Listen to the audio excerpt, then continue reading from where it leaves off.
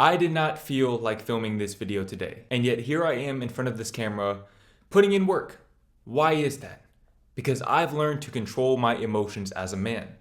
Now, I'd like to consider myself to be in the top 5 to 10% of stoicism as far as controlling your emotions goes as a man, because I've consistently put in effort over time on my purpose, even though probably 25% of the time I didn't necessarily feel like putting in work.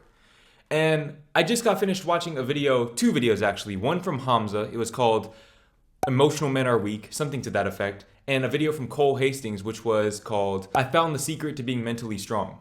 And I felt like those 2 videos aligned very well to the extent that I have to make my own version of that video, of both videos, because I feel like I really have gotten a grip on my emotions. Now, with that being said, I'm not perfect. There are times when I let my emotions dictate my actions. Nevertheless, I'm typically very aware of it when it does happen, so I can curb the issue before it gets out of hand. Now, how did I get to a point where I could put in work every single day in spite of how I feel on a day-to-day basis? Because like I said, probably 25% of the time, I don't feel like turning on this camera and talking to this camera. But 100% of the time, when I turn the camera off and end the video, I feel good. That is the first way that I've learned to control my emotions, is by knowing the outcome, right? And there's 2 types of outcomes. There's the outcome that you control and the outcome that you don't control. The outcome that you don't control is what other people do. It's contingent upon other people. For example, I can turn this camera off right now and post this video. I don't know how many views it's going to get. As a YouTuber, I've developed a pretty good sense of when videos are going to do well or when they might not do as well. But generally speaking, it's out of my control. It's largely out of my control. What is in my control is whether or not I put in the work and finish the video. And when I finish the video, I know that I'm going to feel good because I've done everything in my power to put myself in a position to get the most out of the other outcome, i.e. the outcome that I can't control. So I know that by having a high quality video, good camera, good lighting, and at least competent editing, as well as a decent thumbnail, I know that I'm maximizing my potential prospects as far as the uncontrollable outcome. So in knowing that there's 2 outcomes in every scenario, the one that's controllable and the one that's not controllable, you learn to detach your emotions from the uncontrollable outcome.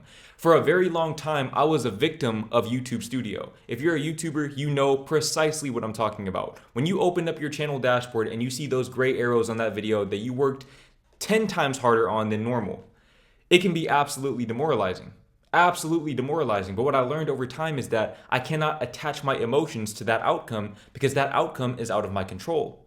If I know in my heart that I put my all into this video, that I spoke my truth and I can make an impact through my words with that video, then I know that the outcome that's not in my control is something that I can completely detach from. I can detach from that outcome with the understanding that I put in my all.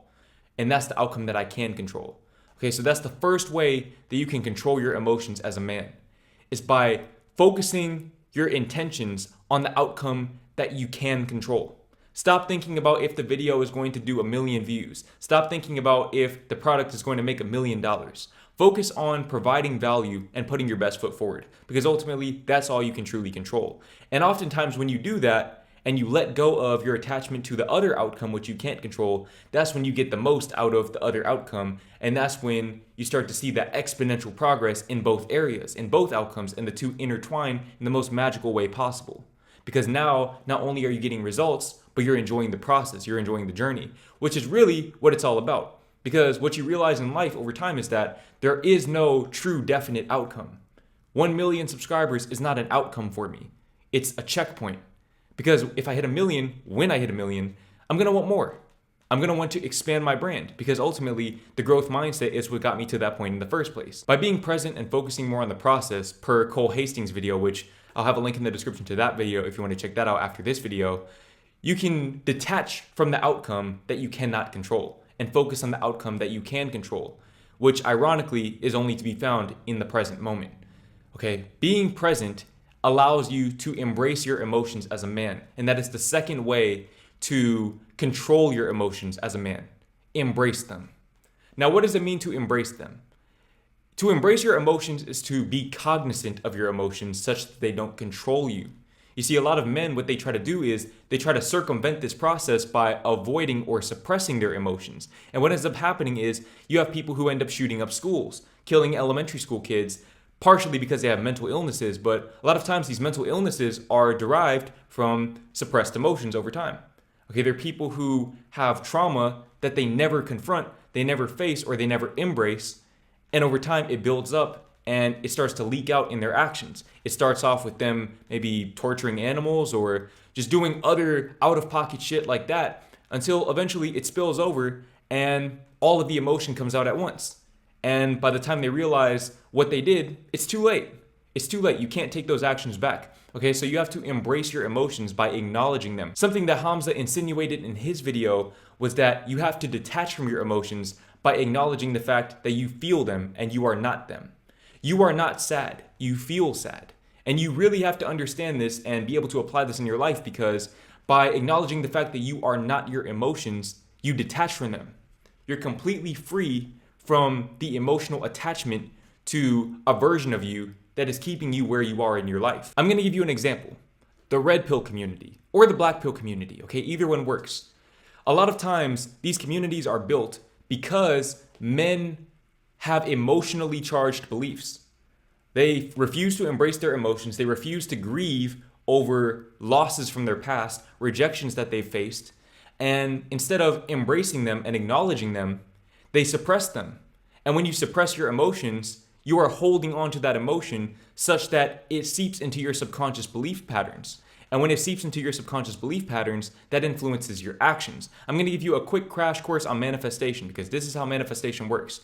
When you reprogram your subconscious mind to believe something, especially when you can have emotions behind that belief, when you have an emotionally charged belief, what ends up happening is you subconsciously seek out opportunities to reinforce that belief. Now, typically in the red pill and black pill communities, there's two ways that people reinforce these beliefs.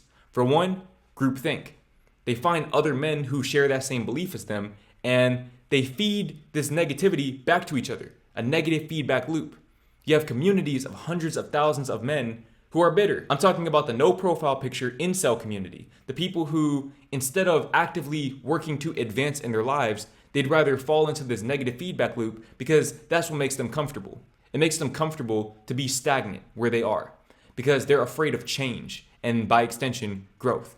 And the other way that people go about seeking out the opportunities to reinforce their belief systems is by seeking out women who prove their point. Okay, and this is why certain content creators, I won't name names or anything, but certain content creators who bring certain types of women onto their platform, I feel like it always comes back around. Okay, when you do that, when you're purposely profiting off of young men's limiting belief systems, and not because your intention is to get them out of it, but your intention is to keep them there so that you can continuously profit off of them, what goes around comes around. Okay, karma's a bitch and it will always catch up to you. Now, with that being said, how do people in those scenarios overcome their limiting belief systems? They have to become aware of their emotions. You have to take some time to open up a Word document or buy a journal or do something where you can list out the way that you feel. Okay, first start off by focusing on how you feel right now in this moment.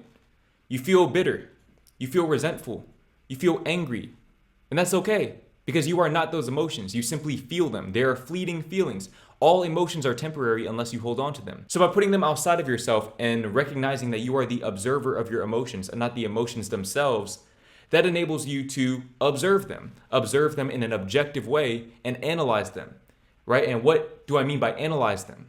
By analyzing them, what I mean is you figure out the source. You figure out the source of your emotions. Why do I feel this way? Why do I feel resentful? Why do I feel angry, bitter, jealous, sad? Why do I feel these negative emotions that are holding me back in life? The reason why you feel them is because of trauma, traumatic events that you've experienced in your life. Perhaps there were events that happened directly to you. Perhaps there were events that you witnessed happening to other people. Nevertheless, certain events created certain emotions, and those emotions became belief systems. And those belief systems now dictate your actions and thus your reality. In other words, in order to control your reality as a man, you have to control your emotions. You have to control your emotions and, by extension, control your perspective. Okay, everything is a matter of perspective. The reason why you felt certain emotions in certain events is because You had expectations. You weren't present. You have to learn to be present, and that starts with being present with your emotions right here, right now.